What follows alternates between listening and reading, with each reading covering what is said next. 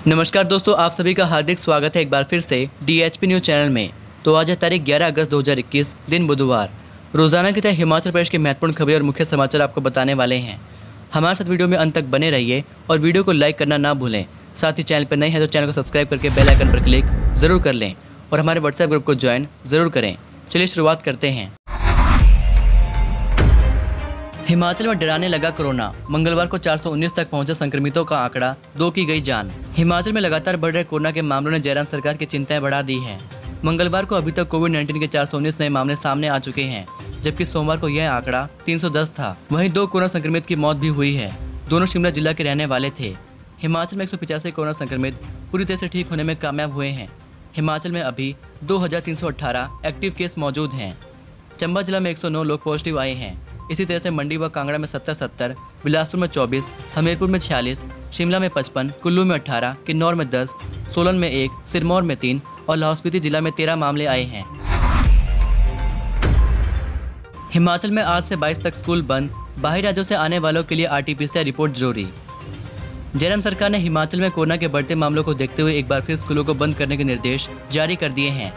मंगलवार देर शाम कैबिनेट की बैठक में जयराम सरकार ने फैसला लिया है। कैबिनेट की बैठक में स्कूलों को विद्यार्थियों के लिए 11 से 22 अगस्त तक बंद रखने का फैसला लिया गया है। हिमाचल प्रदेश में बीते 2 अगस्त से कक्षा 10वीं से 12वीं तक के बच्चों के लिए स्कूल खोले गए थे, लेकिन कोरोना के बढ़ते ग्राफ को देखते हुए जयराम सरकार ने एहतियात बरता है। हालांकि शिक्षकों का स्कूलों में आना अनिवार्य रहेगा। शिक्षक स्कूलों से छात्रों की ऑनलाइन पढ़ाई करवाएंगे। वहीं 16 अगस्त से कॉलेजों में नए शैक्षणिक सत्र शुरू करने को लेकर 2-3 दिन के भीतर सरकार इस मसले पर भी फैसला लेगी। वहीं कैबिनेट ने 5वीं और 8वीं कक्षा के छात्रों को स्कूलों में शिक्षकों से परामर्श लेने के लिए पूर्व में की गई व्यवस्था पर भी रोक लगा दी है। इन कक्षाओं के छात्र भी अब स्कूलों में नहीं आ सकेंगे। वहीं IT और कोचिंग सेंटर फिलहाल खुले रहेंगे। हिमाचल सरकार ने बाहरी राज्यों से आने वालों के लिए कोरोना की RT-PCR negative report, corona vaccine की दोनों डोज का प्रमाण पत्र या फिर रैपिड एंटीजन टेस्ट रिपोर्ट को अनिवार्य कर दिया है। पहले श्रद्धालुओं के लिए ही ये नियम लागू किया गया था, लेकिन कोरोना के बढ़ते खतरे को देखते हुए अब सबके लिए अनिवार्य कर दिया गया है। दिल्ली, चंडीगढ़ समेत बाहरी राज्यों से आने वाली बसें अब 50% क्षमता के साथ चलेंगी। अंतर्राज्यीय बसों में भी कोरोना नेगेटिव रिपोर्ट और वैक्सीन प्रमाण पत्र की शर्त लागू होगी। यात्रियों के पास इन तीनों में से कोई एक रिपोर्ट होने की स्थिति में ही काउंटर पर टिकट बनाई जाएगी। बाहरी राज्यों से आने वाली बसों का सीमा पर निरीक्षण किया जाएगा। हिमाचल पुलिस बॉर्डर पर यात्रियों की कोरोना जांच करेगी। सदन में जमकर हुआ हंगामा, विपक्ष ने 2 बार किया वॉकआउट। हिमाचल प्रदेश विधानसभा मानसून सत्र के 7वें दिन मंगलवार को जमकर हंगामा हुआ। भोजनावकाश के बाद राष्ट्रीय स्वयं सेवक संघ पर टिप्पणी और कोरोना पर मंत्री के जवाब पर सत्ता पक्ष और विपक्ष के बीच हंगामा होता रहा। विपक्ष ने शोर शराबे के बीच 2 बार सदन से वॉकआउट कर जमकर नारेबाजी की। स्वास्थ्य मंत्री डॉक्टर राजीव सैजल भोजनावकाश के बाद कोरोना पर हुई चर्चा का जवाब दे रहे थे। असंतुष्ट विपक्ष के सदस्य इंद्रदत्त लखनपाल ने कहा कि जिस विषय पर चर्चा हुई, मंत्री उस पर सही जवाब नहीं दे रहे हैं। इसके बाद विपक्ष के अन्य सदस्य भी खड़े हो गए और विरोध करने लगे। कुछ देर बाद सत्ता पक्ष के सदस्य भी खड़े हो गए और सदन में हंगामा होने लगा।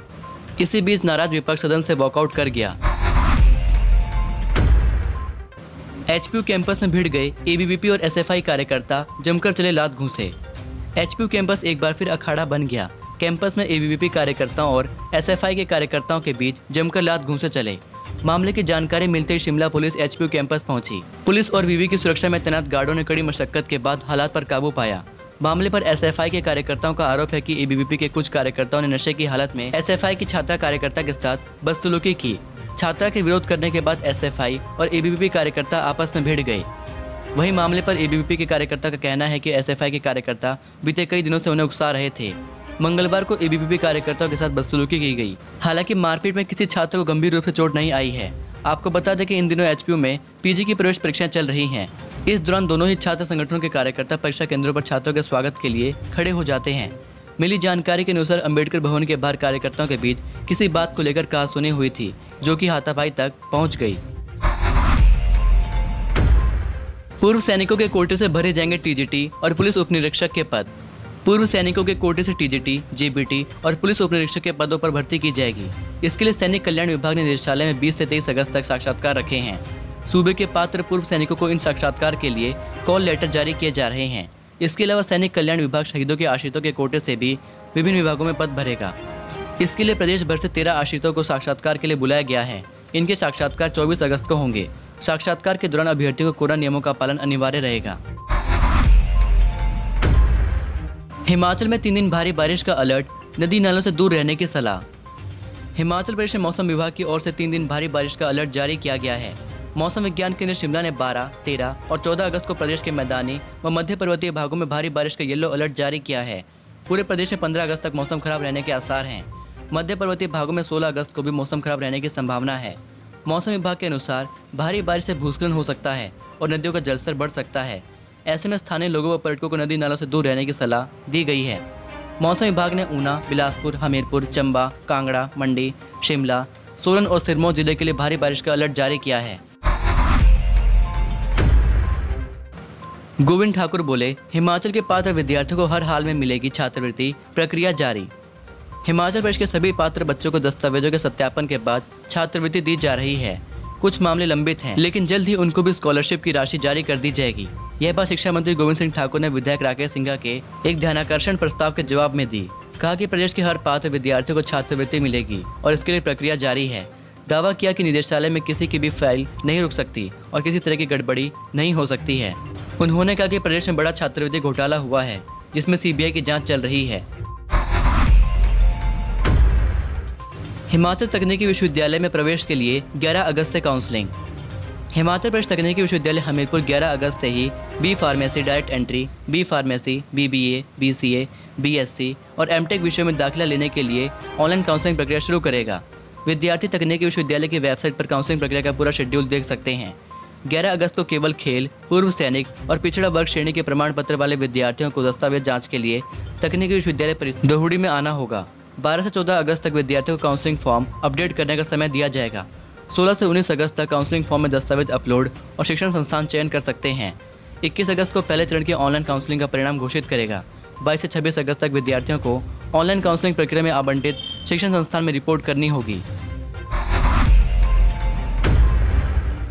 आशापुरी बैरियर में श्रद्धालुओं का हंगामा, 5 घंटे तक रोके वाहन। श्रावण अष्टमी मेले के लिए बिना कोविड नेगेटिव और डबल वैक्सीन रिपोर्ट के श्रद्धालुओं को रोकने पर गगरेट के आशापुरी बैरियर पर सोमवार रात श्रद्धालुओं ने खूब हंगामा किया। गुस्सा श्रद्धालु सोमवार रात को बिना रिपोर्ट आगे भेजने की मांग पर अड़े रहे और नारेबाजी करते रहे। श्रद्धालुओं ने सीमा पर हिमाचल से पंजाब जाने वाले वाहनों को भी रोका गया। रात 2 बजे से हंगामा सुबह तक जारी रहा। सुबह 7 बजे पुलिस ने कड़ी मशक्कत कर यातायात बहाल किया। चिंतपूर्णी में श्रावण अष्टमी मेले के लिए आशापुरी बैरियर से होते हुए सबसे अधिक श्रद्धालु पहुंचते हैं, लेकिन बैरियर से श्रद्धालुओं के सैलाब उमड़ने से व्यवस्था चरमरा रही है और माहौल भी बिगड़ रहा है। शरीर में घुसा सरिया निकला बाहर, खड़े खड़े किया था चंडीगढ़ तक सफर। हिमाचल प्रदेश के ऊना जिले से सोमवार को एक बड़ी ही हैरान करने वाली खबर सामने आई थी, जहां गगरेट उपमंडल स्थित एक गांव में पेश आए मामले में एक 10 वर्षीय बच्चे के शरीर में लोहे की छड़ आर पार हो गई। बताया गया था कि खेलते खेलते यह छड़ बच्चे के गुप्तांग के पास उसके शरीर में घुसी और उसके शरीर के पिछले हिस्से से बाहर निकल गई, जिसके बाद इस बच्चे को प्राथमिक उपचार देकर आगामी इलाज के लिए पीजीआई चंडीगढ़ रेफर किया गया था। वहीं अब खबर सामने आ रही है कि 10 वर्षीय रुद्राक्ष का पीजीआई में सफल ऑपरेशन कर दिया गया है। बतौर रिपोर्ट्स बच्चे के शरीर को भेदते हुए आर पार हुए लोहे की रोड को बाहर निकाल लिया गया है। बच्चे की तबीयत इतनी खराब थी कि वह लेट भी नहीं पा रहा था, जिसकी वजह से उसे ऊना से पीजीआई चंडीगढ़ तक करीब 120 किलोमीटर का सफर बच्चे ने एम्बुलेंस में खड़े खड़े ही तय किया। इसी के साथ यदि आपको ये वीडियो पसंद आई हो तो वीडियो को लाइक ज़रूर करें और चैनल पर नए हैं तो चैनल को प्लीज़ सब्सक्राइब ज़रूर कर लें। चलिए मिलता हूँ आपको अगली वीडियो में, तब तक के लिए जय हिंद, जय भारत।